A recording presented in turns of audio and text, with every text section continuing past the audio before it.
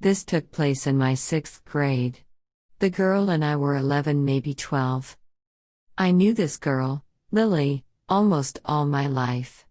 Lily and I walked home from elementary school together every day. She lived only a block away. I thought I knew everything about Lily until she broke down in tears in front of me after school towards the end of the school year.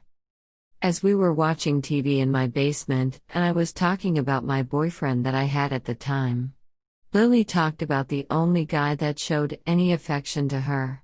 He seemed to really be excited about her, but Lily wasn't all the way on board. I was so ready to hear it. Lily was a loner and I couldn't believe that she could get a guy. However, it was quickly apparent that this was no typical boyfriend. He was 18 and one of her older brother's friends. Quietly she told me in tears about how he treated differently and would take her aside to run his hands up and down her arms telling Lily how nice she is. This wasn't the only thing going on in her life.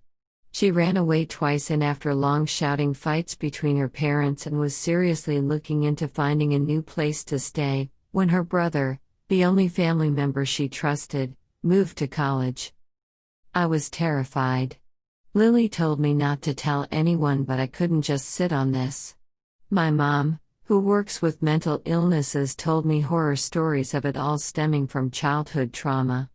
My mom most likely told me this to stop me from doing dumb things, but it sure scared me. The moment Lily got out of the house, I ran to my mom, who called the police the next day. I wasn't let into the details of what happened next, but I wasn't allowed to talk to Lily anymore. She reached out to me, but every time I didn't respond. This hurt my lonely middle schooler heart.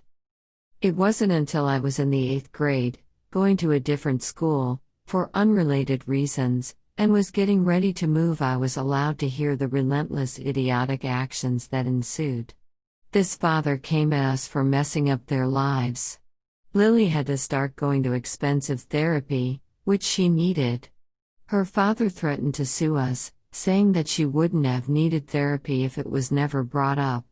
And I'm not a professional, but I don't think that's a way to get over this situation, one that brought Lily to tears when only talking about it for a moment.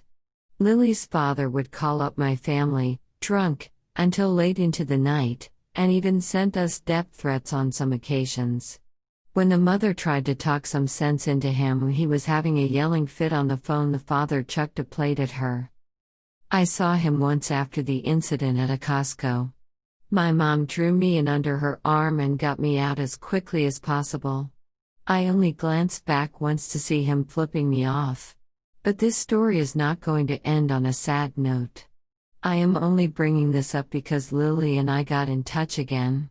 Her parents got a divorce after a long flight and the father getting drunk, he smashed a glass when he realized there was no chocolate milk left and yelling at the mother. The father lost all custody of Lily and I get to see her for the first time in 6 years coming this Thursday. So to friends, abusive drunk father, let's not meet.